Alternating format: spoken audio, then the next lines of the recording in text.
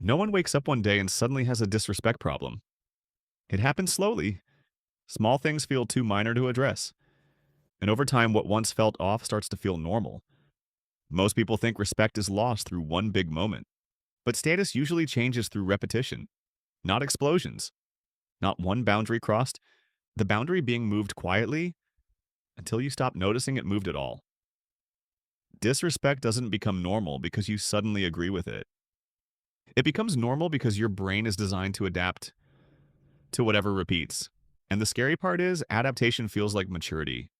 It feels like being unbothered. It feels like not making a big deal out of small things.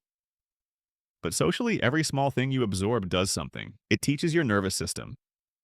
This is survivable. And it teaches other people. This is allowed. That's the mechanism. Not a single moment where someone disrespects you, but a slow shift where you stop reacting and they stop considering your reaction. The line doesn't get crossed, the line gets redrawn.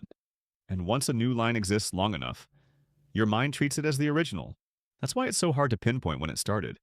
Because by the time you can name it, it already feels like the relationship's default setting. Disrespect doesn't begin with an insult. It begins with something deniable. Something small enough that calling it out would feel dramatic. You're in a meeting, you start explaining an idea. Someone cuts in halfway through, not aggressively, not loudly.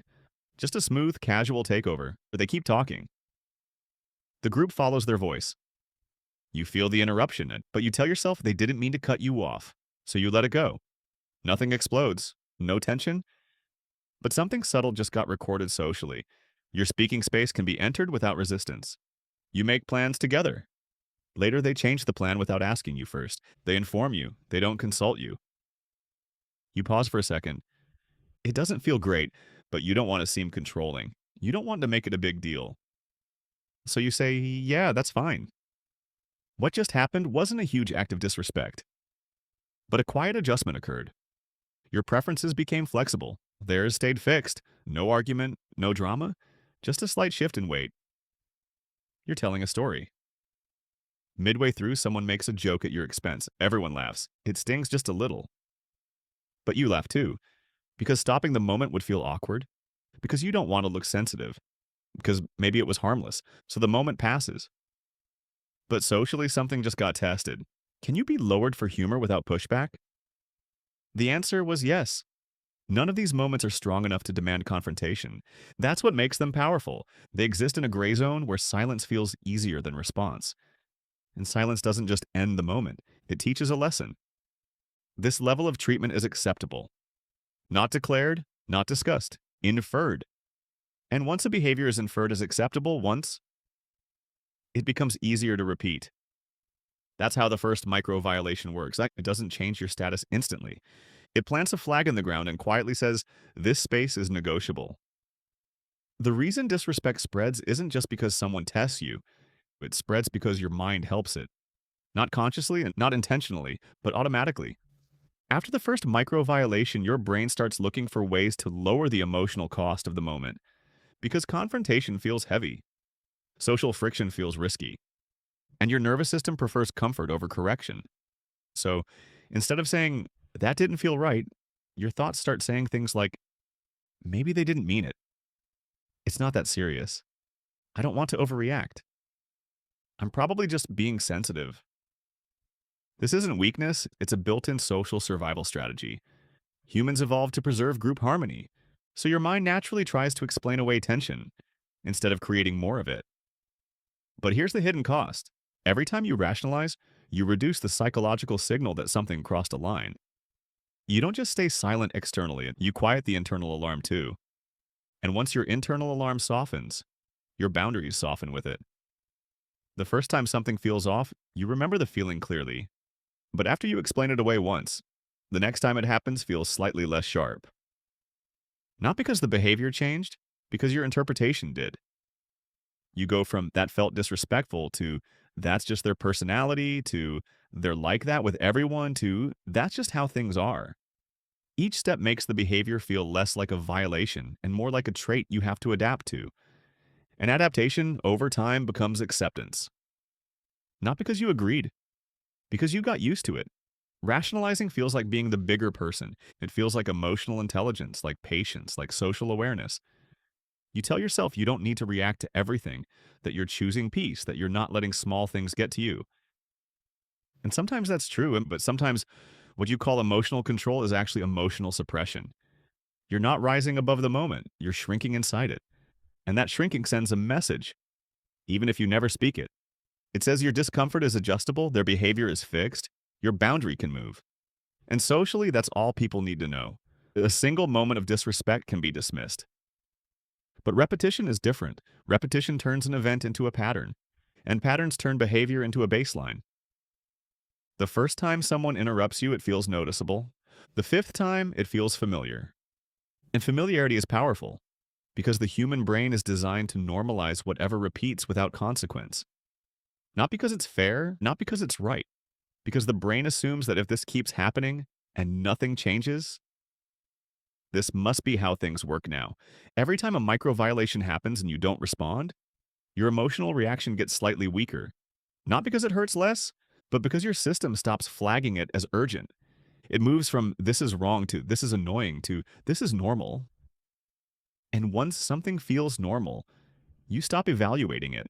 You stop asking if it should be happening and start operating from the idea that this is just part of the dynamic. That's the shift. Disrespect stops feeling like an exception and starts feeling like a feature of the relationship.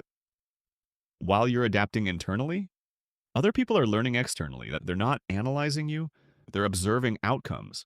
They see that when they interrupt, override, dismiss, or exclude, nothing happens, no tension, no correction, no resistance. So their brain concludes that this behavior works. And behaviors that work get repeated. Not out of cruelty, out of efficiency. Humans naturally lean toward the behaviors that create the least friction. If pushing your boundary creates no friction, pushing becomes the default. The moment that matters most isn't the first time it happens. It's the moment it stops feeling like something new. That's when the baseline has changed. Now, when someone talks over you, people don't think it was rude. They think this is just how conversations go here. Now, when your time is disregarded, it doesn't register as inconsiderate. It registers as expected. And once a pattern becomes expected, it becomes self-reinforcing. You start speaking less. They interrupt more. You accommodate faster. They assume more flexibility. Both sides adapt to the new normal. And the original version of the relationship, where your space, time, and voice had more weight, quietly disappears. At this point, something subtle but powerful happens. People stop seeing the behavior as something they're doing to you and start seeing it as something that's simply true about you.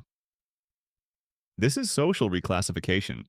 You're no longer a person who was interrupted a few times. You become, in their mental model, a person who can be interrupted. Human beings constantly sort others into categories, not with words, with expectations. Who speaks with authority? Who gets listened to? Who can be delayed? Who can be overridden? Who adjusts? These categories aren't announced, they're inferred from patterns. So when micro violations repeat without resistance, your category quietly shifts. You move from someone whose space is respected to someone whose space is negotiable to someone whose space is optional. No one pulls you aside and says they've decided to value you less. Instead, it shows up in tiny changes. People talk over you faster. People consult you less.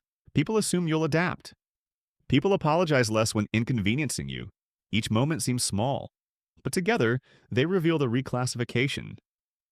You are treated as someone who will absorb impact. When people start treating you like someone flexible, you often respond by being even more flexible to keep things smooth. You don't want tension. You don't want to suddenly change. You don't want to look difficult, so you adapt further. And that adaptation confirms their classification. They think you're easygoing. But what they're really seeing is accommodation under pressure. Most people don't notice this shift while it's happening. They notice it later, usually when someone new enters their life and treats them with immediate natural respect. They don't interrupt. They ask for input. They apologize if they inconvenience you. They respond like your time and space already matter. And instead of feeling normal, it feels surprising, almost suspicious. You catch yourself thinking you're not used to this. That reaction is the signal. Because respect should not feel unusual and it should feel baseline. You begin comparing, quietly. You notice how different this new dynamic feels from older ones. How often you used to adjust. How often you stayed quiet. how often you accepted small discomforts without naming them, and a thought slowly forms that you've been accepting less than you thought. Not dramatically, just clarity. Recognition doesn't feel empowering at first, it feels disorienting. Because now you can see the pattern, but you're still inside it. The old dynamics still run on the version of you that adapted. And now there's tension. You feel the gap between how you've been treated and how you now realize you should be treated. By the time you recognize what happened, the shift isn't only external, it's internal. Because normalization doesn't just change how people treat you, it changes how you move through the world. You soften your tone in advance. You downplay your preferences before expressing them. You prepare to be overlooked instead of expecting to be considered. You start leaving parts of yourself out of interactions to make things smoother. This is self-editing. You shrink friction before friction can appear. Confidence doesn't collapse overnight. It erodes through repeated signals that your voice, time, or needs carried less weight. You hesitate more, you expect less, you minimize your own discomfort. This isn't conscious surrender, it's calibration. Over time, you may start describing yourself as easygoing or low maintenance. Those traits sound positive, but sometimes they're adaptations to repeated boundary pressure. You didn't start as someone who needed less. You became someone who expects less. And others respond accordingly. No one chooses to be disrespected. What people choose, often without realizing it, is comfort in the moment over correction in the moment. And that choice, repeated quietly enough, changes the environment around them. Disrespect rarely crashes into your life like a storm. It seeps in like humidity, small enough to ignore, constant enough to reshape the air. The danger was how quickly your system adapted, and how silently other people recalibrated their expectations of you. Because people don't just treat you based on who you are, they treat you based on what your behavior suggests you will continue to accept. And once acceptance becomes visible, status adjusts, gradually, socially, until one day the treatment feels normal and you don't remember when it started. So what actually shifts how people treat you? The next video explains the subtle change that resets perception.